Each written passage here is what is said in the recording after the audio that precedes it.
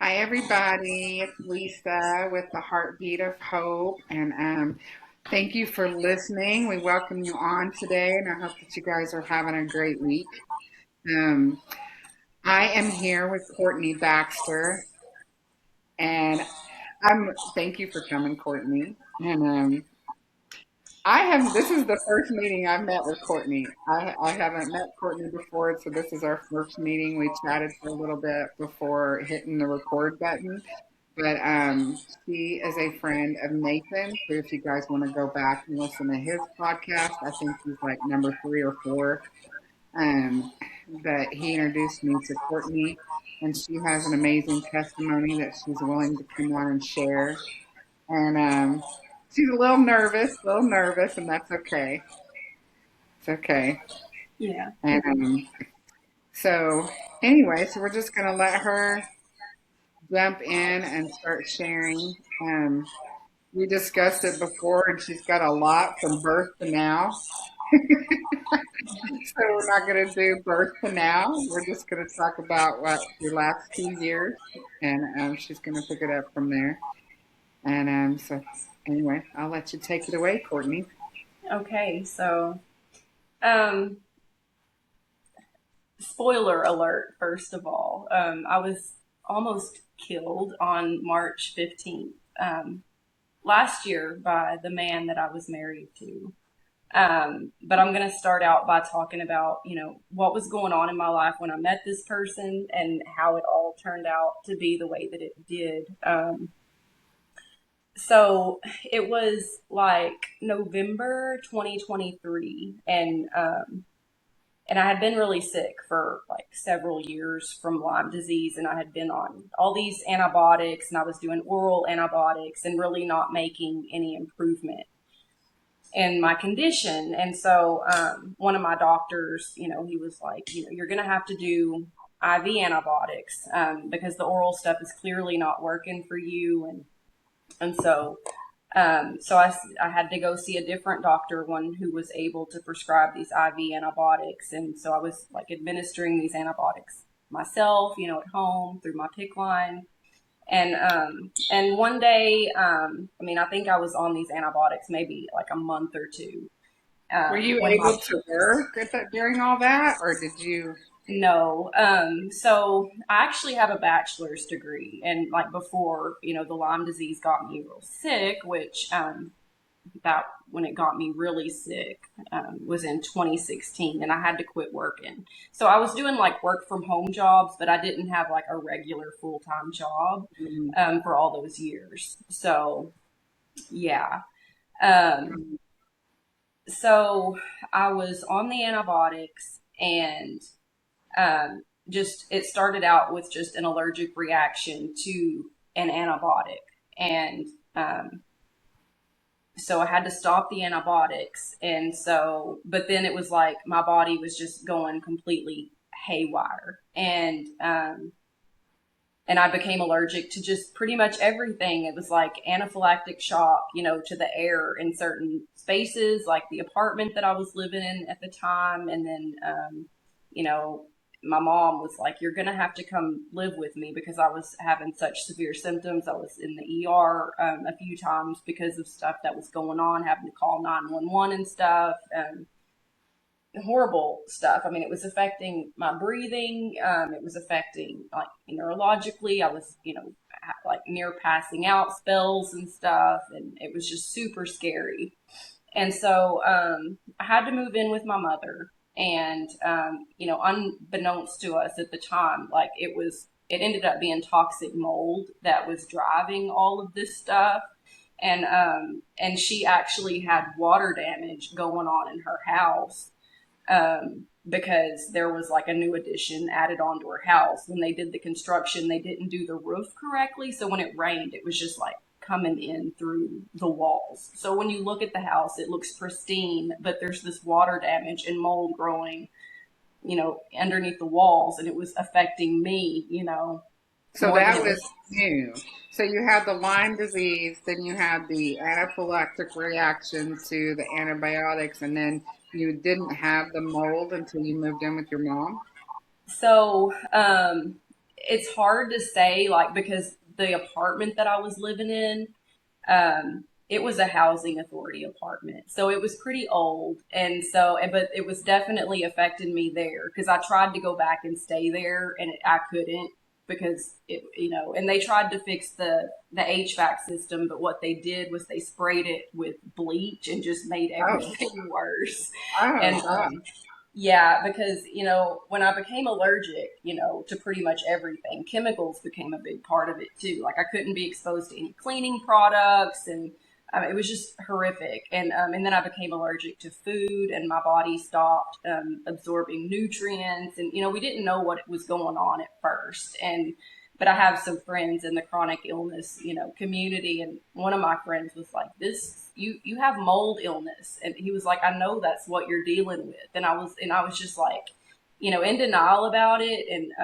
But I knew like just from having Lyme disease and seeing, how people would end up with mast cell activation syndrome. And I'm like, so I started, researching, and figuring out like that is what's going on. Now, what But is that? it is where it's basically what was going on with me, which, where you just become allergic to so many things. And so, I do think the mold was a driving factor, but Lyme disease can cause it. People have gotten it from, being sick with COVID or, the COVID vaccine can cause it. There's just different things. And also like insect stings, like there's different things that can trigger it in people. But for me, I think it was just a combination of the Lyme disease, probably my body just sick and tired of being, inundated with all these antibiotics and then throw the mold on top of it. And my body just went haywire. That's a And, lot. I guess I'll add this too, that I just come out of a really bad situation. Like my marriage that I was in for 17 years had just ended. And so I was also like, I was heart hurt, and we know that what the Bible says about that, out of the heart, Right. flows all things. So, So I think that probably had something to do with it as well. But it was just like the perfect storm. so how So long have you been out of your marriage?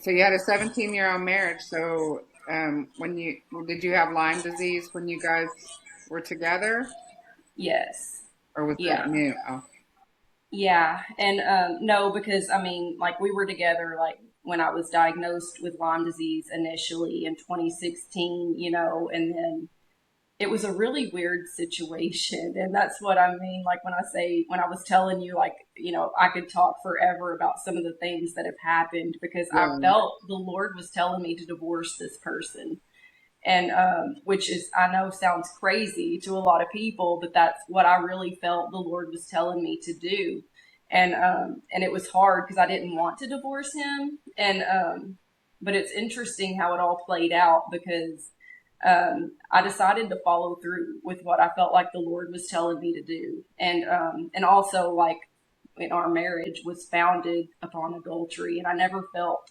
okay about that. hmm, Um, but so I followed through, made the decision, and we were living in a house that I owned this house.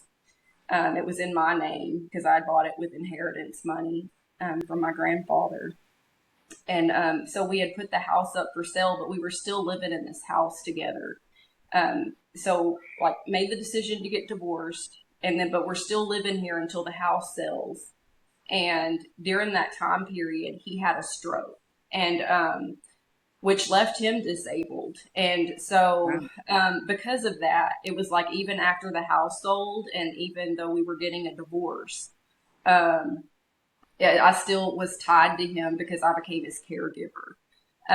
But I told him, I was like, if I was like, I can't handle it. Like, if you want to go, like, start seeing other people, because I was planning on being celibate. I wasn't planning on being with anybody, during that time or anything. And so I was like, if you want to do that, you need to let me know so that I can back out and not be hurt.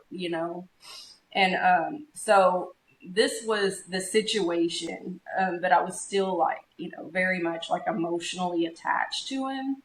And I felt the Lord. I mean, I think it was the Lord telling me, you need to check like his socials and stuff and see what he's been doing. Because when I did, I found that he was talking to all these women Um, and had been like, I mean, this was going on for a very long time kind of thing. And so it was like, and that's what the devastation was. It was like the realizing that this reality that I thought I was living in for, all this time with this person, like wasn't even real, and which also confirmed to me that what the Lord was telling me was true. I needed to get out of this situation by divorcing him. So that's how that happened. And um, we had been separated, and because I became his caregiver, then all that happened, and I sent him to his mom's, and for her to take care of him, because I was like, I can't do it anymore. It's it's too painful. And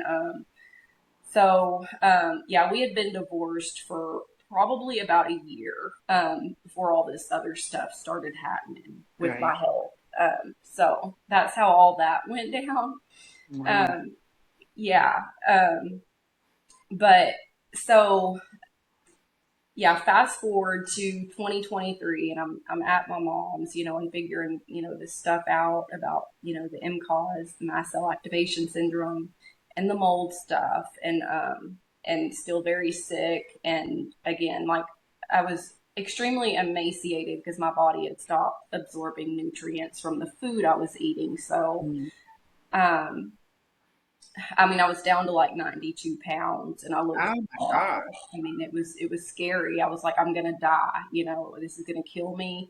And so I just started searching on Facebook, trying to find just one person that I could find that overcame this, and how did they do it? And I need to talk to that person and figure it out, and I found him. His name was Sean, and he was kind enough to talk to me on the phone, and he told me about some supplements I could start doing and just some things that I could start doing to start improving my health and get better. And he was also saying, if you're living in mold and if it's affecting you, like you need to figure that out, and you need to get to a mold literate doctor and be evaluated for that. And so I did. I got with a functional doctor that knows about mold and did the proper testing and got confirmed. Like, yes, I did have mold toxicity going on.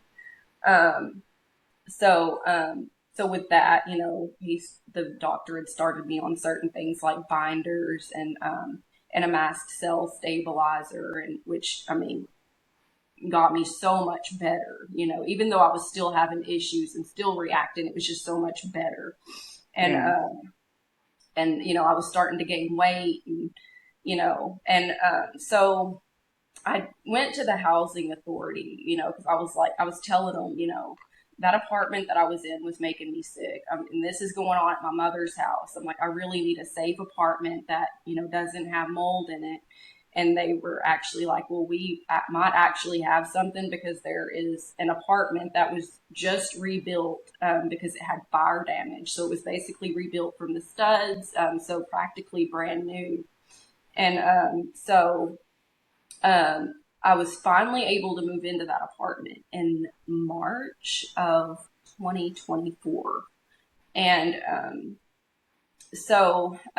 was, moving into this apartment, but I didn't have any of my stuff. I had to get rid of everything that was contaminated by the mold. So I didn't have any of my furniture. I mean, I was trying to wash my clothes using like a certain protocol. You have to wash everything 3 times and, 3 different ways. And, it's supposed to help, but I was still doing all this work, still reacting to the stuff. I mean, that was in mold. And so I had to get rid of pretty much everything.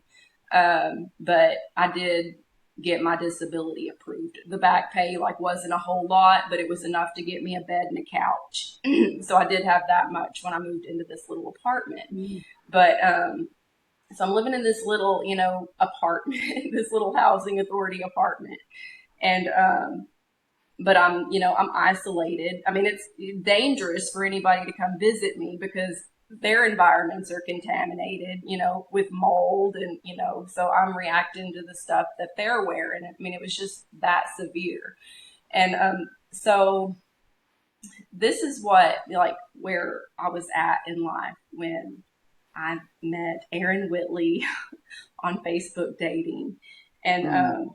like I was saying, when I got on Facebook dating, I said, that I was just really interested in friends, because I was, so isolated at the time and stuff, and just, going through this really difficult time, and, wasn't really, thinking that I was going to find anybody or meet anybody, and also, like, I had no trust in people, Right. but when I met him, and he seemed like just the best thing that could have ever happened to me, um, and like such a great guy. I mean, he had like raised his daughter all by himself since the age of 2. Had this sob story of how her mother just walked out in the middle of the night and never came back. And, we found out that she was cheating on him, like, while they were married, and, all this stuff. And also, like, he had been involved in, like, some religious, um, culture stuff that, like, I wasn't familiar with, like old Amish stuff, and like Mennonite groups and stuff, which is, something I'm not really familiar with. Was But he that had his come background? to what? Was that his background? So, like, that was like what he was doing, like, for 10 or so years before I met him. I mean, he had actually, like, been celibate for 9 years, when he met me, which made him seem even safer, Right. Yeah, because you Um, don't hear that a lot. You don't. yeah. And so, and, If it's and just true. If it's true.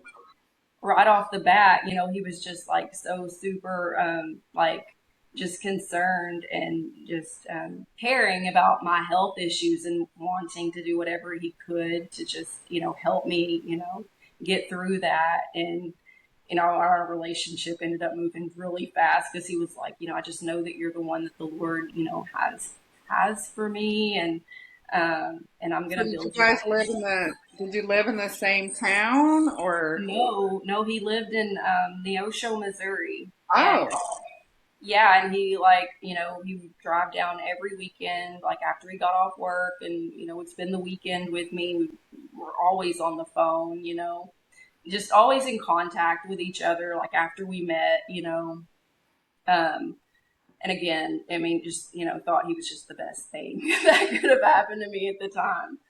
But so yeah, we were married. We got married on June 21st, 2024. And, like, he was already, like, building me a little house, and it was like a safe house. He had spent like thousands of dollars on an air purifier for this house. Like, we had, dehumidifiers to keep the moisture levels down so that we didn't have to worry about mold. And, you hmm. know, so he just really, took all of that into consideration. And especially, like, at the time, because even like my family members were suspicious of what I was going through, because I was the only one experiencing it, like, but I would go into anaphylactic shock just from putting my hands in dish soap. I mean, Oh it was wow. just that severe. What were And they suspicious of? What were they were suspicious of? I Like mean, I don't, him? it's Yeah. just like, like, I felt like, you're just having anxiety, like you just need to take a Um. deep breath, and when I'm having like an asthma attack, they just didn't understand it. And it's not an easy thing to understand. I mean, really, but it's hard to be dealing with that when you're dealing with people, questioning your reality and what's happening to you when it's so serious. Yeah. And so yeah. So So you ended guys up, got married. Yeah. So how long did you date him before you got married? oh gosh. It was about 2 months. That's how fast Oh, it that was went. quick. Yeah. Yeah. Yeah. I know. And that's like, I know. And it's like the Well, I'm way not things, saying it with judgment. I just was like, I didn't expect you to I say know. something. I know. Like I normally wouldn't have done that, but it was just, He seems so good. Yeah. yeah. I mean, it just seemed like such a good thing, so and such a safe thing. Yeah. And like this was just, the Lord, sent somebody to, be my helper, my rescuer in life kind of thing. Yeah, because I'm sure Uh, at that point you were really exhausted, tired of being sick, needed some help, you know. yeah, yeah. And so, yeah, and he was, just seemed so perfect, But so I moved to Neosho. I didn't move there until about, I think it was like a week after we actually got married, because he still had work to do on the house to get it ready, for us to live in it. And he actually, like, him and his daughter lived in a single wide trailer on the property. So he was like building this house also on the property. Um, but I couldn't be in the trailer. I mean, the trailer was, it was just, it had mold in it. So I couldn't be in there. So he had to build me, a new place. And so, um, I moved down there and, was there for about a month before, I started seeing this other side of him. And it was crazy, like, how it happened because it was just like he turned on me one night because I disagreed with him on a biblical topic that he was talking about. And it started, with this first episode of just verbal abuse, and then, and it was like he would, vacillate him, from this angry person to going back to how he was in the beginning. And then it was just a cycle, it was a cycle of abuse where you're being love bombed, and then, and then, tension builds, and then the abuse happens. And it was like every time the abuse happened, it got worse and it got worse and it got worse. And so there were several events that happened, like in between June and December of that year, after I moved to Neosho. But there was one really, really bad abusive event that happened in December that year that prompted me to leave. And so I did. I left, in December, and I went back to my mom's in Hugo, and I was living apart from him. And my thing was, like, I didn't want another divorce, but Yeah. I wanted him to get help, and I wanted to be safe. Um, so we were apart for 3 months, but like during this time, I mean, even, just having a relationship over the phone with him was tumultuous. We would end up fighting, and he was, just not being patient with, the fact that I needed space and I didn't feel safe with him, and, wanted him to get help. And, and then he was actually agreeing to like do his own counseling and therapy, and, get help with his issues and stuff. And then he was telling me he was going to bring me the house and, just let me live in the house on my mom's property. And him and his brother were talking about starting like a trucking business because they're both truckers, and just going over the road trucking for a while he, did therapy. And so there was, plans that were, being discussed, that would never come into fruition because he never kept his word on anything. He never had a plan to bring me the house. Um, you know,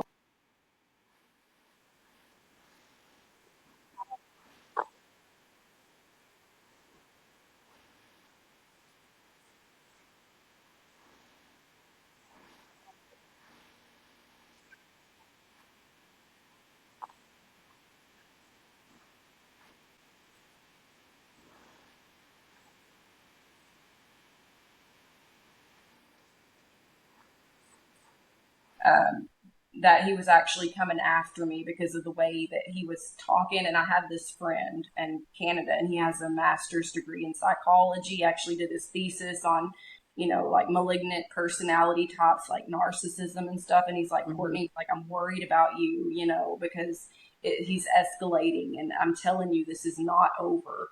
He's not finished, and you need to contact the cops. Well, the cops had already been notified, and like, but nothing was being done.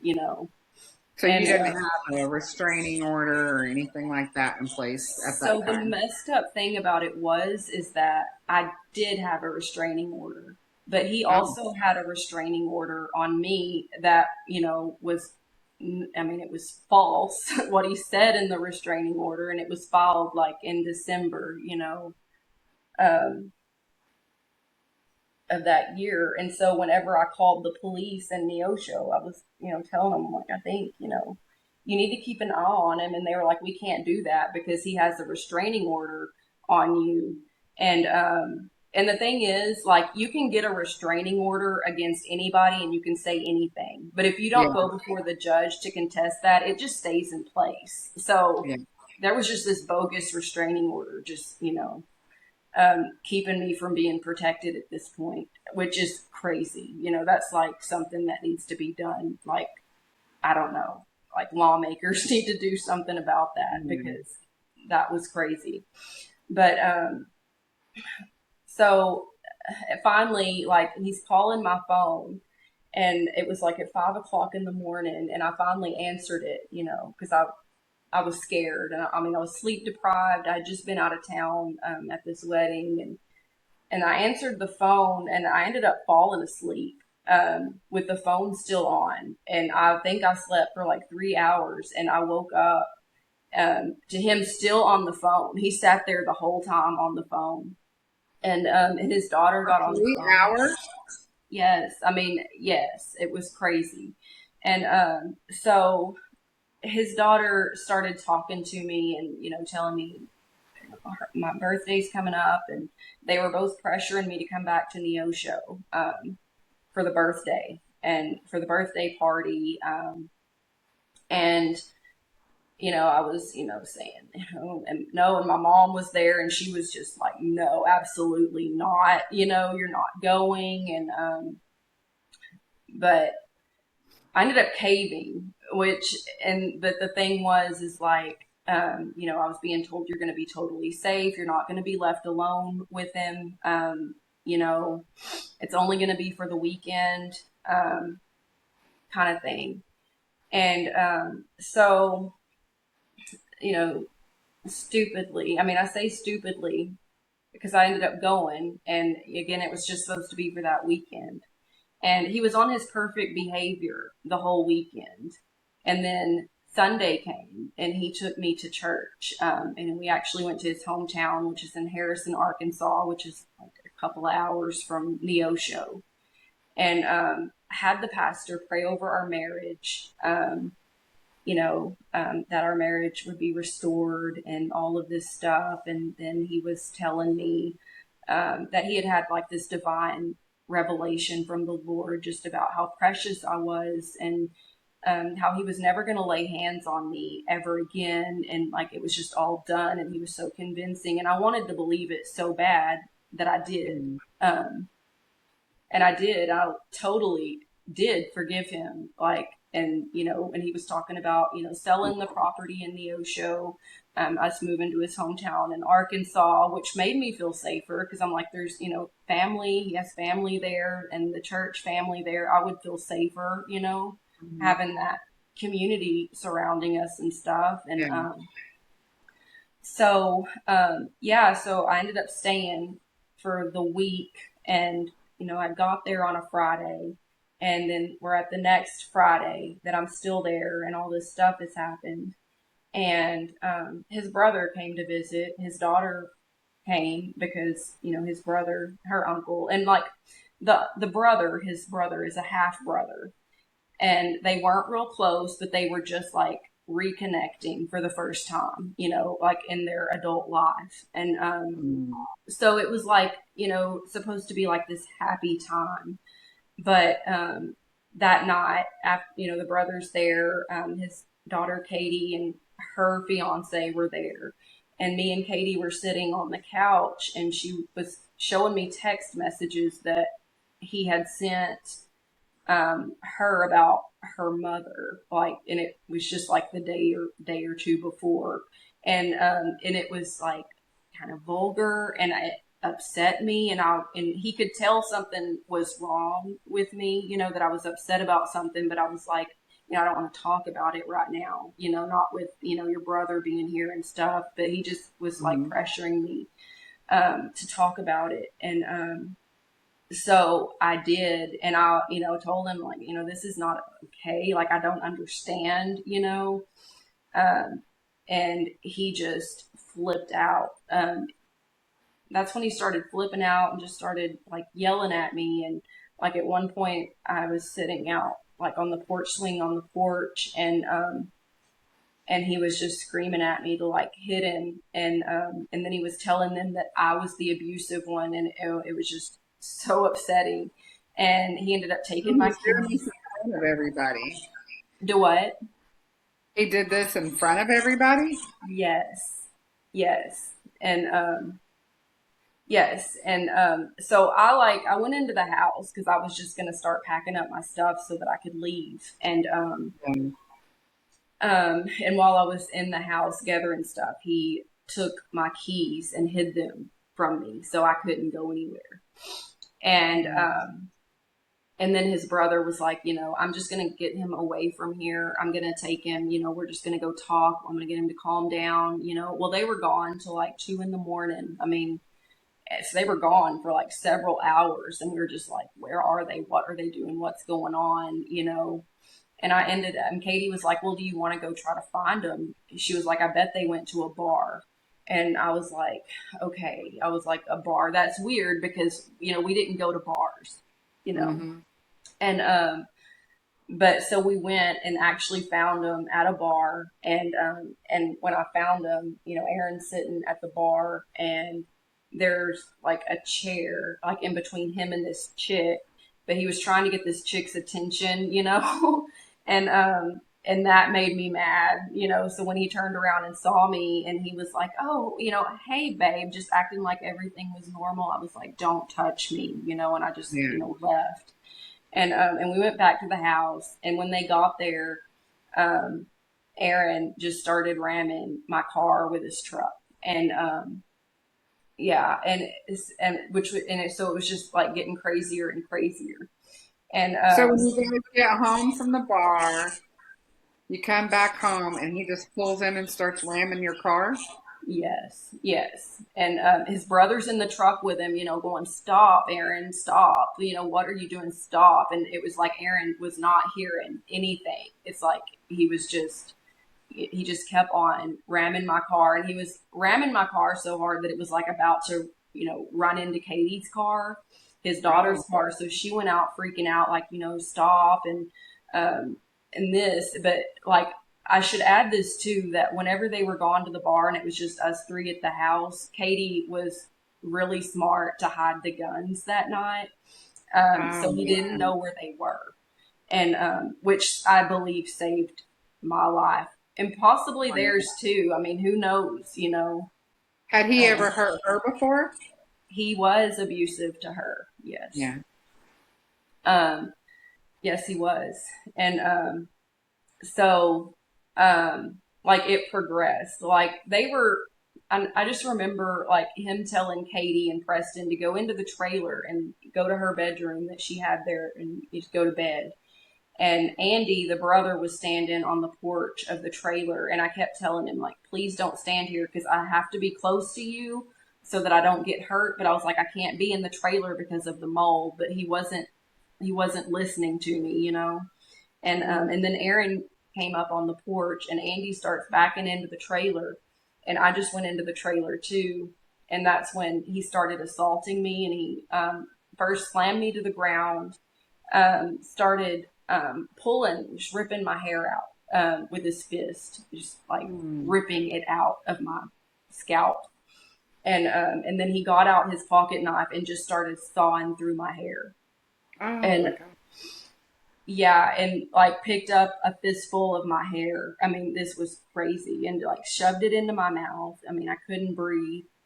And then it was just like one violent act after another, like him punching the sheetrock right above my head, sheetrock's falling on my face and my mouth. Like he had his boot on my throat at one point. Um, like all of his body weight on me, like I couldn't breathe. And then he took me, like he had me like by the back of my head, and there was this mirror on the wall in the living room of that trailer. And he took me to that mirror and he was telling me, this is how, look how ugly you are now without your hair. And then he got me and he bashed my mouth into the frame of that mirror. So I have a scar here from that, and I was just covered in blood. I was just bleeding, and I'm standing in front of him, just, trying to plead with any like humanity that I think might be left in this person. Just like, please remember like how much we love each other. And, Yeah. I tried to rebuke him, in the name of Jesus. I was like, Yeah. I was screaming so loud because there's other people here. There's the Well, adult daughter where here. are they? Yeah. Well, they, like Katie and Preston were in that room until they escaped and left the trailer. The brothers just hanging out outside. This went on for over an hour before the cops were called. Who ended So up calling the police? do what? Who ended up calling the police? Katie, his daughter. Um, so Um, yeah, so he ended up like slamming me back on the ground. And every time he slammed me to the ground, it was just like with such force. It's not like I just fell over. It's like I was just being thrown into the floor and my head was hitting the floor. And I had like an open bloody spot on my head from my head, hitting the floor. And, um, and he got on top of me and he put his knife to my throat and he was like, "Do you think I'm gonna kill you?" And I was like, "I don't know." And he was like, "Do you think I'm gonna kill you?" And I was like, "I don't know. I hope not." And like the next thing that I remember is he's not in the trailer anymore. And I'm in there alone. And I end up, wandering outside. Nobody's there. It's like everybody is gone. Those three people that were there are not there anymore.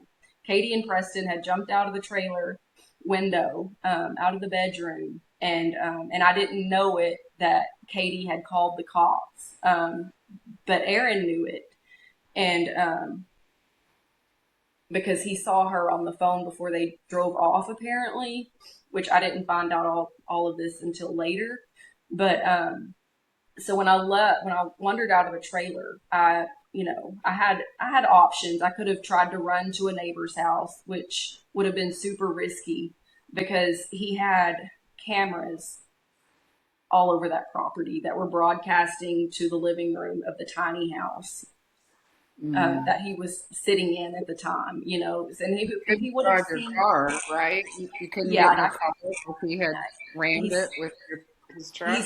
he still had my keys, and Oh, and he had also, I forgot to say that he also stole my cell phone, so I didn't have that either. no, no Um, phone, no keys. so I was, three. It's by this point, it's like 3:30 in the morning, and I go into the tiny house, and he's in there, and I sit on the couch, and so covered in blood. My hair's all ravaged, and just hoping because he would do this, like he would just have violent, explosive episodes, and then just the next minute everything's normal. It's like nothing happened. Mhm. And Yeah. so I was hoping that he had just gotten it out of his system. And but he hadn't. He started grabbing me and screaming at me some more, and then he got me up off the couch and was forcing me into the bathroom. And he was saying, you got to clean yourself up. And so I was just like hysterical, and I'm just like, what do you want me to do? You want me to wash my face in the sink, or do you want me to get in the shower? Like, what do you want me to do? And but he wasn't answering me. You know, he was like pacing back and forth, like in front of the window, like the door to the outside had a window on it. It was just like right outside where the bathroom was, where I was. And so it was like he would pace for a minute and then he would come back in and like scream at me. And he was just, calling me horrible names. And just screaming obscenities at me. And I decided I was just going to take a shower. And so I was undressed. And when he grabbed me, he sexually assaulted me Oh, by, and I don't know if this is too graphic, but he put his finger in my rectum while he was screaming at me. So um, he didn't end up getting charged with that because the jury didn't see that there was enough evidence for it, but that's what he did. Right, and that was just right before the cops came in, and with guns, telling him to get on the floor, and he didn't say anything. He didn't resist arrest or anything. But like, I wasn't able to see like the body cam footage and all of that stuff until I was on the witness stand the day of trial. But you could hear me screaming when they were running up on the porch, and then, after they got him out of the house, I just kept saying, screaming and saying, I'm so scared, I'm so scared, I'm so scared. But they took him out, and then the cops stayed a while and just, talked to me. The EMS workers came and to evaluate me. But I didn't go to the hospital that night. I was just too tired to want to go sit at a cold you hospital. didn't go to the hospital? I didn't go to the hospital. Oh my. I know So they when were. Mhm. so when they came in the house, you're like naked in the bathroom floor, I and was that's when they. standing up, and I think I had grabbed a towel that was on the door to cover myself. Um, but that was one thing that you could hear, like on the body cam footage, is do you have clothes to put on? So I ended up shutting the door and getting dressed, and or no, Yeah. I there was a robe there that I put on, and that's what I was wearing. Um, Whenever they did the photos and stuff for evidence. Yeah. Yeah. So he went to jail, obviously, and never got out. His bond was denied. Like the week following his arrest, um, like we had to leave the house. So it's still the three of us. Well, yeah, well, the four of us, because it was me, Katie's husband, or fiance Preston, and then Aaron's brother was still there. And they said, y'all can't stay here because they have to, when somebody gets arrested, they have to go through the process of trying to get a certain kind of warrant to make sure the person stays in jail. If that warrant isn't done in 24 hours, that person can be released. But thankfully, they did get the warrant, and he wasn't able, to get out. But we couldn't stay there while that was being done. So we ended up staying, getting a room somewhere in the Osho. Um, So you and just went to a hotel room after all that. You're all beat up, and you just went to a hotel room. yeah, yeah, and yeah, and it was like horrible because I was just so full. I mean, I was anxiety ridden. I mean, been through all Yeah. this. I mean, and they're just, kind of like hanging out just like it's normal, let's go to the bowling alley. And I'm like, well, I don't feel like going to the bowling alley, Oh my but gosh. I'm like, I guess I'm gonna go, and I just, went and sat at a table by myself because I didn't feel like I could be anywhere by myself at that point. And so, so that we were there that night. It seems like we might have stayed there 2 nights. I can't really remember, but I know that Aaron's brother, which he was staying in a separate room, and me and Katie and her fiance were in a room by ourselves. Um, but then me and after, whatever, we stayed at this motel for a night or two. Me and Katie and Preston ended up going back home to the tiny house. And so everything was fine, between us three for a few days. But then when Katie got back in contact with her dad, she went and saw him, and he garnered her sympathy, and she started doing things behind my back. And I don't even know. I'm I sorry, feel my bad dog's even face. like talking about it because she feels bad about it now, and she actually ended up testifying against her dad. But Um, but during that time, she was like selling things to help pay for his attorney and stuff. So and then his mom and Katie ended up going to the courthouse and trying to get a restraining order against me to have me thrown out of the marital property, which I had no intention of leaving because I'm like, this is my safe house. And now that he's not here, there's no reason why I can't be on my own marital property. And yeah. so I was trying to stay there, which he had a bond hearing like in a couple of weeks. And so, and I ended up being connected to a domestic violence shelter. And, they had me leave the house because, in the event that the judge ended up giving in bond, it obviously wouldn't be safe for me to still be there. So we had to wait out that bond hearing. And I had to stay in a shelter. And then after that was over, I was able to go back to the house. But while I was gone to that, shelter, he had the electricity turned off from jail. It was super humid. I mean, the humidity was like in the 90s. And so the dehumidifiers weren't going, and that house grew mold. And after that, it was no longer safe for me to stay there anyway. So, but I kept trying. I kept trying to, ventilate and troubleshoot and figure out, what part of the house was such an issue for me because it was making me really sick. Um, it Well, was and you two. didn't really have anywhere else to go, right? Like, I really, my only option would have been the shelter, which the shelter and tiny homes anyway are at high risk for mold growth. It's just an issue with tiny homes. That's why, dehumidification and, ventilation is super important.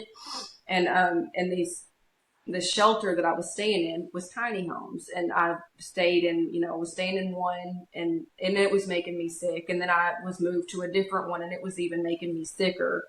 And so, and then I went back home, and the house was making me sick. And so, yeah, I I stayed there till like May, but so there was a church there.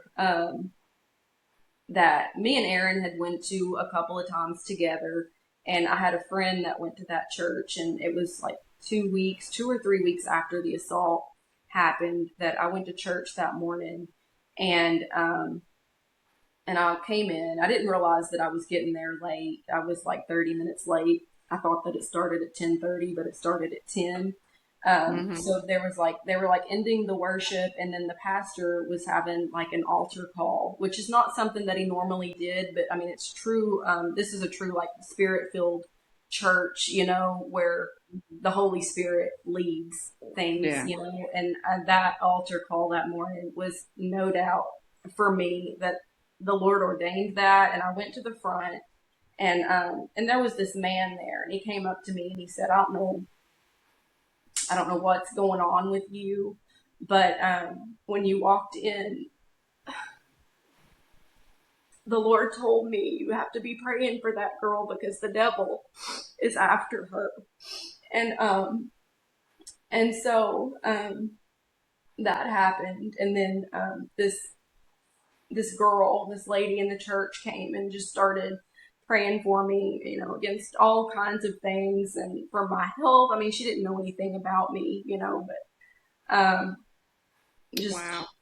word curses, and so many word curses had been spoken against me. I mean, they were calling me a witch and just all kinds of things.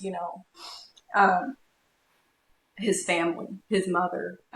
So they're just trying to clean you up spiritually. Like when you come in there, they just got led to do all of this stuff and pray over you. Yes, and Mm. yeah, it was so powerful. And then the pastor came down and he said, "The Lord showed me a vision of you, and what He showed me is that you have these huge chains um, that are wrapped around you, and attached to these chains are these huge boulders, and they are weighing you down, and they've been there for a very, very long time." And he started praying that those chains would be broken off of me.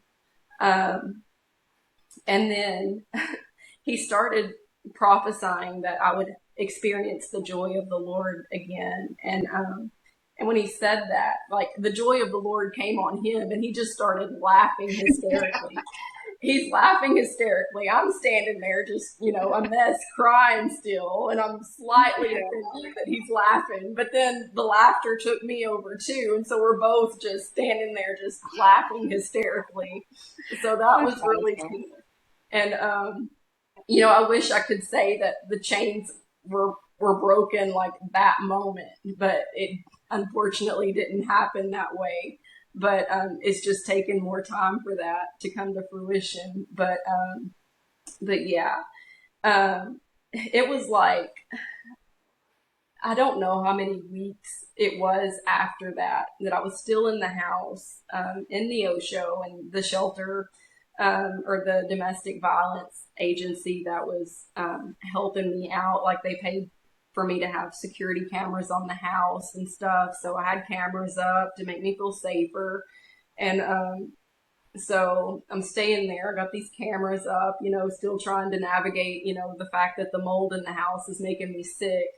When I get up one morning, it's like 8:30 in the morning, and I look outside and it's just super dark. And then the wind starts blowing and it starts raining some.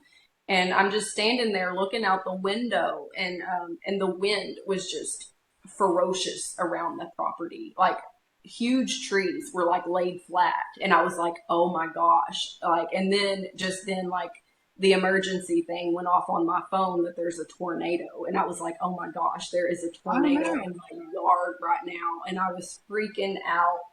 And I called my friend Paula, the one that goes to that church, and I was like, "You need to pray," and like she couldn't hear me, like the wind was like cutting out like the airways or something. So she was like hearing like bits and pieces of what I was saying, and she thought, Aaron was out of jail trying to kill me or something. She didn't know what was going on.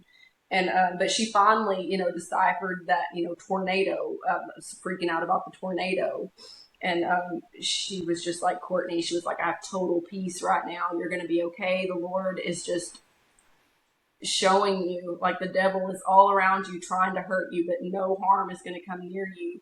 And nothing, nothing fell on the house and nothing fell on my car, which is a Oh, miracle because there was this huge oak tree. I mean, this thing was huge that was totally ripped out from the ground, just catty cornered from the and you were house. in a mobile home, or you were Yeah, in a tiny house. yeah. And Wow. so yeah, so that happened. And so, but now I'm still just deathly afraid. Every time, a tornado, it just affected me in such a way, that I'm still deathly afraid of tornadoes, Well, since yeah. since that happened.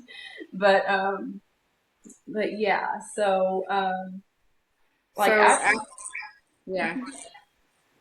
so After, go ahead.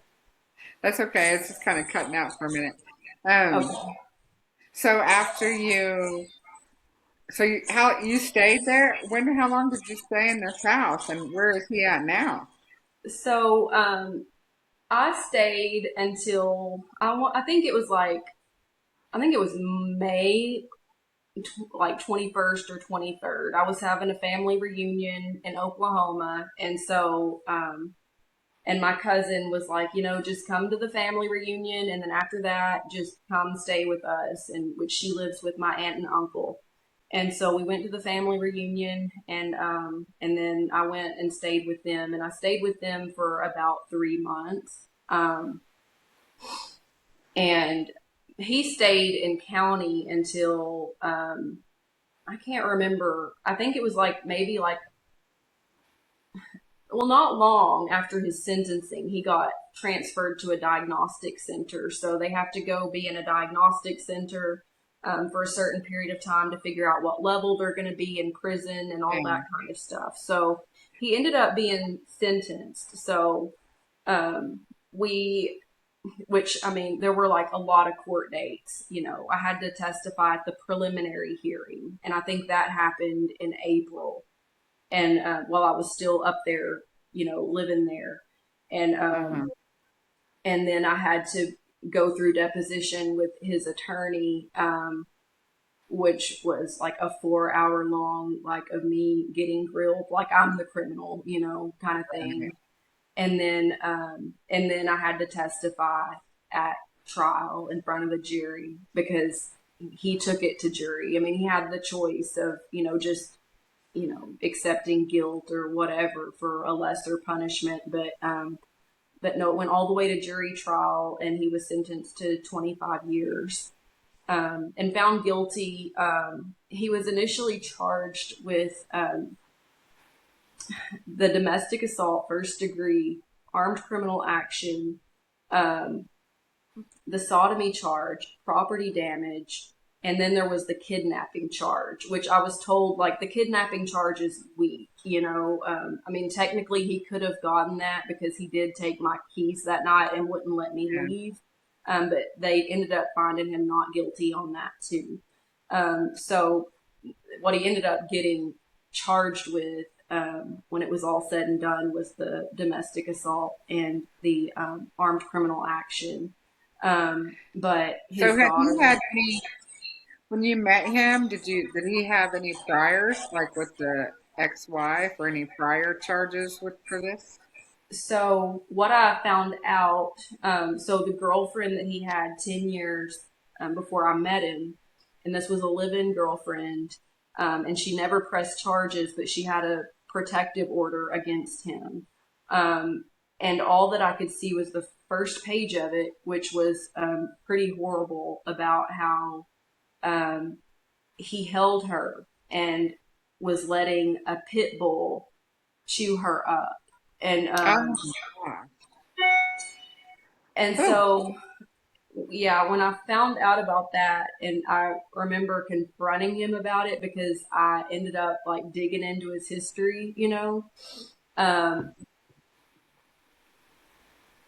he totally, of course, downplayed it, like that. I yeah. was holding her, and I mean, it was like I kind of swung her around, and it just, triggered the pit bull just to bite her, But so me and her actually connected after he was sentenced and all of this.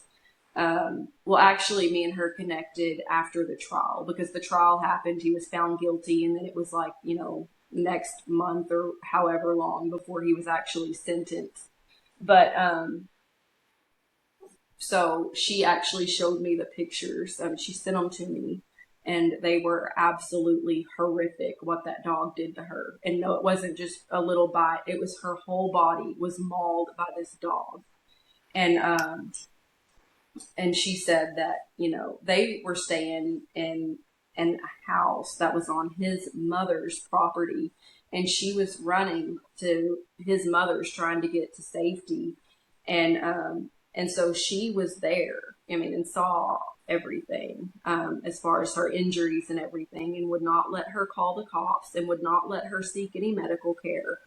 And so, I mean, this is obviously like a family dynamic that is just so unsafe, And I may add, these people are Christians, they claim Jesus. Right. Um, but Well, yeah, so so if you would have, so there's nothing you would have found, like, if you were just starting dating this guy and you dug in and there was nothing that you would have found if you'd have ran a background check or done anything like that to alert you that he's got a problem. no, because and the reason that his ex girlfriend didn't press charges is because he was threatening her. Like, if you Right. press charges and I lose my daughter, I'm gonna kill you and your family. And so Mm. she was too scared, to do anything. You now that, praise God, you've done all this stuff and you took it all up, because I know sitting on that in that courtroom, I mean, I've had to do it for my son. That is not easy to do, It is to not. sit there and they drill you and make us, you said, they make you sound like you're the criminal Yeah. and you're being drilled and put through all of that again. I know that was not easy, but Man, thank you to the rest of the dating community in the future that, now he's got a record and if anybody looks, it'll be found, you Yes, know. and that's just something, I gotta credit the Lord for, his hand was on that whole night. Like whenever Aaron left the trailer and went into the tiny home, he was no doubt trying to find the gun to shoot me. That's what I feel in my heart that he was Yeah. doing. But because Katie hid the gun, he wasn't able to do that. So, and I'm sure, I'm just quite positive that if he would have had a gun and the cops would have came in, there's no telling what would have happened. But so Well, and so fast forward out of that. So how long ago was that? well, his sentencing hearing was on November 17th, 2025. So, So just the end of last year, you kind of had a closed door to all that, huh? yeah. And then we had our divorce. Well, it was a divorce trial, even though it didn't really go to trial. We just ended up like negotiating divorce terms and, basically what would be owed to me after all of this. And so came to an agreement, but I'm still legally married to him because he's refusing to sign the papers. And divorce court is just we're just sitting in limbo, basically waiting for a hearing to be scheduled, so that You got some time though. Like what he did and you filing is not I enough. know, I know, and like I know it's crazy, and like if I Wow. sit and I dwell on it, it will make me so mad. So it's just one of those things that I have to say, Okay, I won't get you stirred up then. like the Lord is like not pleased with this situation. I I'm cannot like, believe he needs to that. quit Well, messing with me. The Lord has my back. he does. I know Yes. he does. But And so where are you at with your health? What's okay, going on? okay, so the sentencing hearing, like I said, was on November 17th. Like in between all of that, like I told you, I stayed with my aunt, my uncle, and my cousin, and I was there for a few months. And their house was making me sick. I was actually doing pretty okay there in the beginning, and then it was just like all of a sudden. And I think it has a lot to do with stress and stuff too. Like how these conditions are affected by stress and stuff. But so like had went to San Angelo, Texas during that time, tried to stay with my cousin there. Their house was even worse. Ended up not being able to stay at their house, so got an Airbnb for like a week and actually did great in that Airbnb. There wasn't any mold there. And but I couldn't stay there because I couldn't afford it. Right. So I ended up, back at my aunt and uncle's house for a little bit until, that became unbearable, with my symptoms and everything. I should say these symptoms. I don't like claiming them as mine. But Yeah. so and then I ended up staying with a cousin, and was there for a little bit, and she, had a house all by herself, which kind of a strange situation, but her and her husband happily married but live in two different places. Like she was living there by my mother in Hugo, and he had his house in San Antonio and his cushy job and stuff. So but he was moving back to live with my cousin. So at that point, I had to leave there, and then I ended up back at my mom's, and so that would have been, it's all a blur, because I was, just bouncing around all these places. But I know on November 9th, I was sitting at my mom's, and it's November. It's 2 years after, when I got sick and I was at my mom before I met Aaron.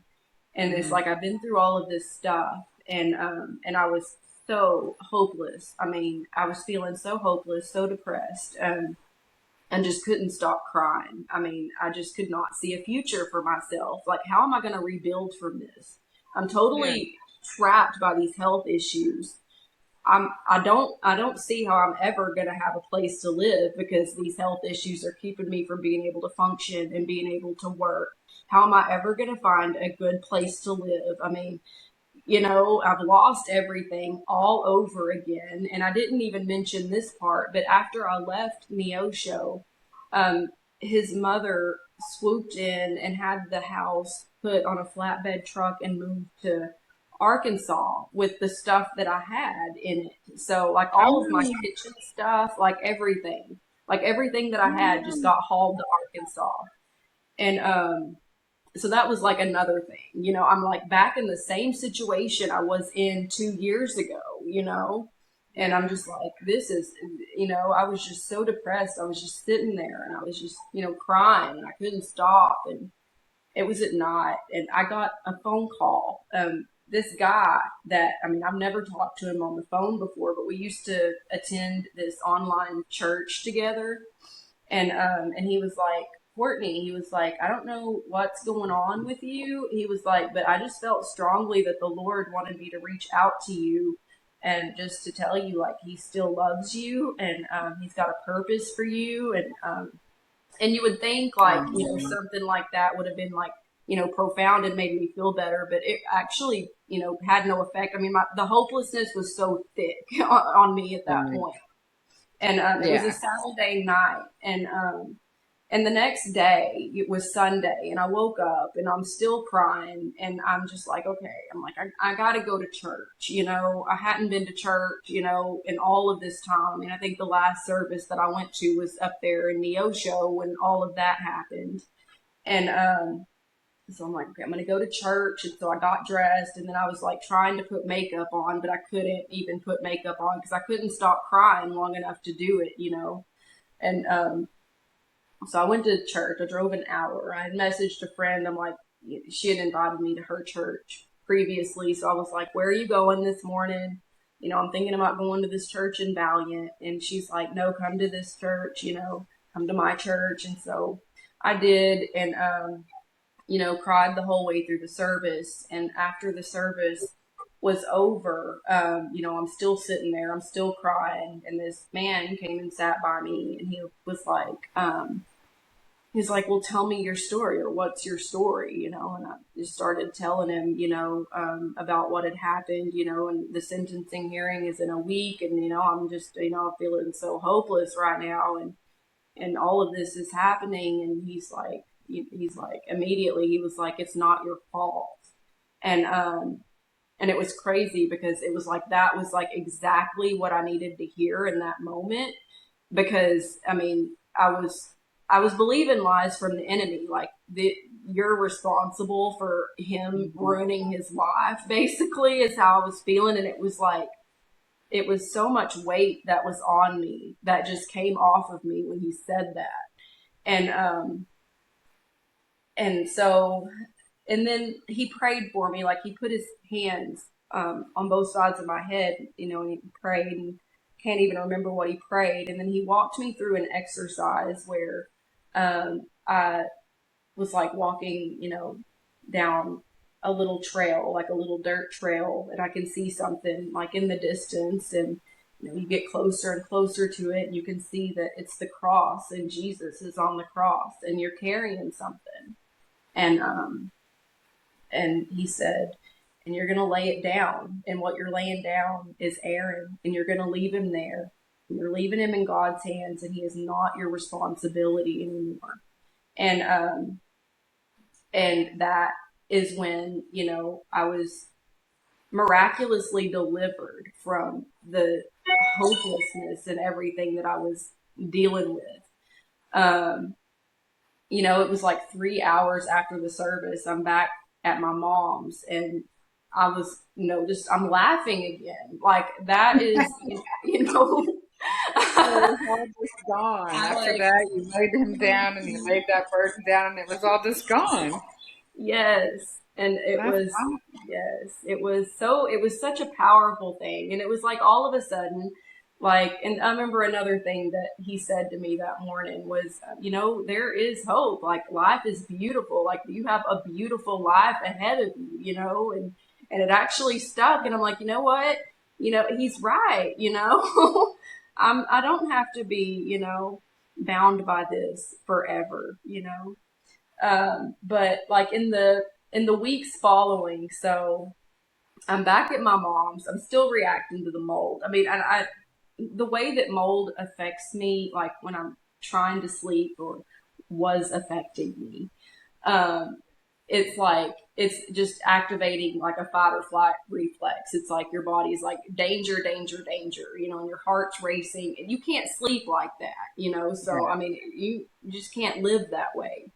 And so that's why I was having to sleep in my car to, not be in the indoor air that was making me react this way, just so I could get some sleep. And, but, and even though I had been, miraculously delivered from this hopelessness, it was still depressing having to sit in my car all the time. And I was like, you know what? I was like, it was Thanksgiving week, and I was like, I'm just gonna take off and I'm gonna go. And I just had in my mind, I'm gonna go to Branson. I know that it's beautiful there, and you know what? I'm gonna DoorDash. I'm gonna start Door Dashing and just see, what what can happen. And so, and people are like, "That's crazy," and I'm like, "Well, I have nothing to lose. I mean, worst case scenario, I'm back in this driveway sitting in my car, Right. bro, which is what I'm doing anyway, Yeah. And so I took off and I went to Branson, like, struggled to find a place, for one that I could afford, and for two that, I could be in because of the environment. So the first room that I stayed at was decent. I woke up feeling not so bad, but I just couldn't afford to stay there.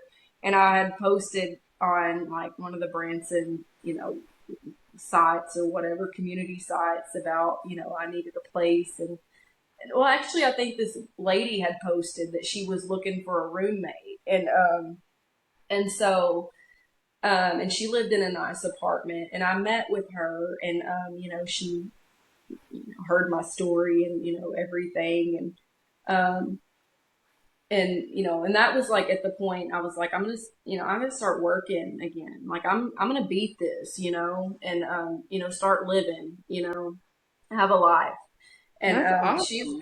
and it was like me and her clicked, and she was, like, yes, like, I think this is a God thing, I'm a Christian too, and but the thing was is that she was going out of town till like December something. I think it was like December 12th or something. So I had to figure out how to like stay there, in between like being able to move in. She didn't want me coming there until she got back from vacation. And Hmm. so like I found this extended stay place, and unfortunately, like, it was just making me really sick. I mean, then it was bad. Like, the symptoms were pretty bad in that place. And so like I moved to like three different rooms, and like the last place that I was in there was just, it was like getting worse every time I tried to move, to escape it. It was just worse. So I finally just had to be like, okay, like, this isn't working. And I was, talking to one of my friends that lives here, and she's like, well, just come stay with me. And so I ended up at her house, and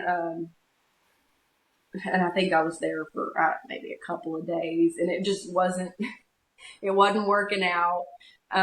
Like, she already has a roommate, so I was just like hanging out in the living room, and she was making it clear that like my belongings and stuff were just kind of bothering her. And so I ended up contacting the guy that prayed for me, which we had been like chatting, and he was helping me like spiritually and stuff. But I was like, you're gonna have to come, come get me. And so went and hung out with him, and ended up like staying on an air mattress in his living room for the next 2 or 3 months, until I was like finally went back to my mom's. And it was crazy because, well, during that time, like, he, super spiritual guy, and I'm there at his house, which was weird. I didn't want to be living with a man, and Yeah. obviously nothing romantic was going on there. But there was some good that came out of it, because I mean, I was learning. That's when I really started learning, like, spiritual authority, and like the power of our words, and life and death is in the power of the tongue. started listening to like, Barry Bennett and like Kenneth Hagin and Andrew Womack, like to figure out God's way of healing. And what's funny is that this guy had horrible mold in his house, and like, and it was affecting me, and it was making me pretty sick. But I was just like standing in faith, that I was gonna be okay and Yeah. survive it or whatever. But like by the time I left there and went back to my mom, the mold at my mom's house was not affecting me the way that it was before. Um, Oh, so I good. was able to actually sleep, and even, it was still affecting me, but it would just, symptoms were just kind of coming and going. Um, That's bad. but it Are was you so healed much. from it now? Do what? Are you healed from it now? Is it gone? Well, I'm healing. Like what I believe is that I'm recovering. So, in the book of James, it says, if anyone's sick, bring them before the elders in the church, anoint them with Yeah. oil, and their sins will be forgiven and they'll recover. So I believe that I'm recovering. Um, I think that this is interesting because like I was just over, I call her my spiritual mother, Chris Roberts, but Yeah. so she has been healed and she does the healing school at Victory Life. And I don't know if you know about all that, but probably Yeah. because Nathan's involved in it. But she's been healed from all kinds of things, and one of the things is arthritis in her knees were really bad. Well, she confessed, and I hope she doesn't mind me sharing this, because she got upset with somebody, and and she spoke it out loud, and whenever she did, her symptoms came back. I mean, that's how careful you have to be. So I believe like the more that I get my heart healed, the more that I'm out of, the stress and the worry. Hmm. Hopefully, once the divorce is final, I don't have to worry about this stuff, I think my healing is going to soar through the roof. But here's another thing that happened. Like, because I never stopped door dashing. I mean, the whole time I was staying with that guy, that had prayed for me, I was door dashing and just kept door dashing.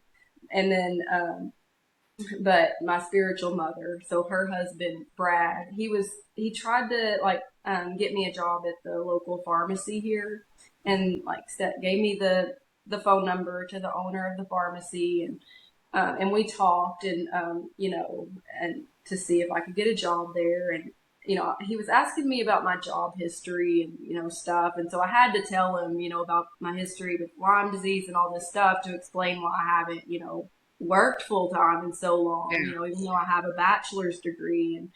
And so he was just like, that was like a red flag for him because his daughter has Lyme disease. And so he knows like how it affects people, and his daughter works at the pharmacy and she can't even work a lot of the time because her symptoms are flaring, kind of thing.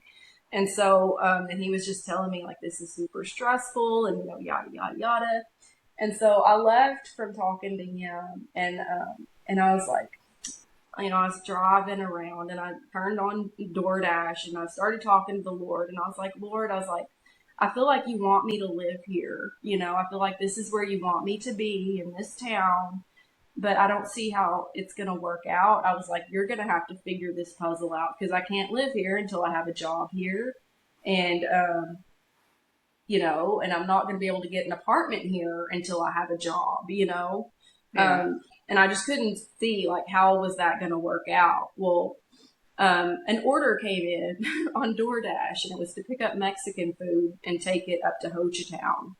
And so I take the food up there, and I'm at a business. I'm delivering it to a business, and I don't even know what the business is.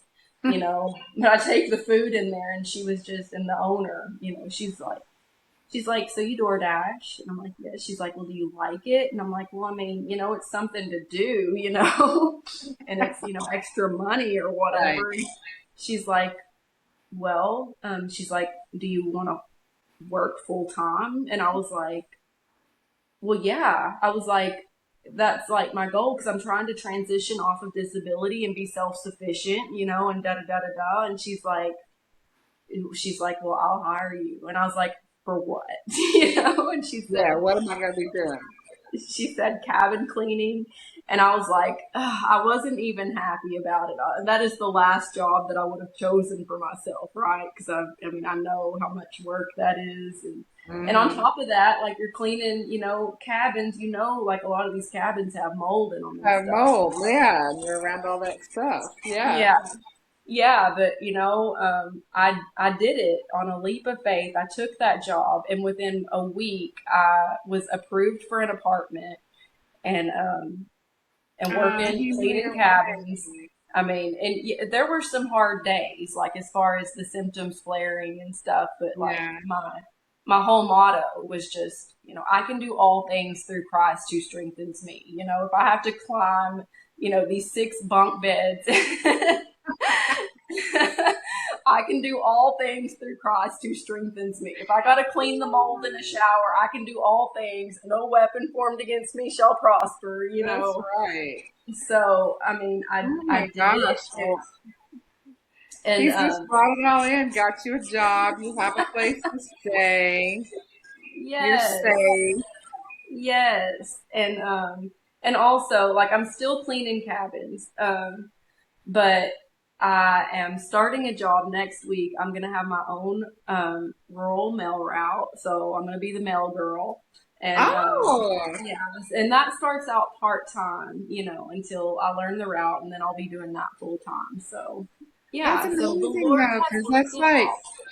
that's federal. You'll have good benefits and Well, that's what everybody says, but actually, I'm not because it's actually a um, contract job. wow, But you know what? It's still provision, it and is. it, I know that it's what the Lord has provided for me. Like He's putting me in jobs where I'm pretty much alone. Like when I clean cabins, I'm alone. When I'm going to be on the route, I'll be alone. He's given me. He's protecting me. You know.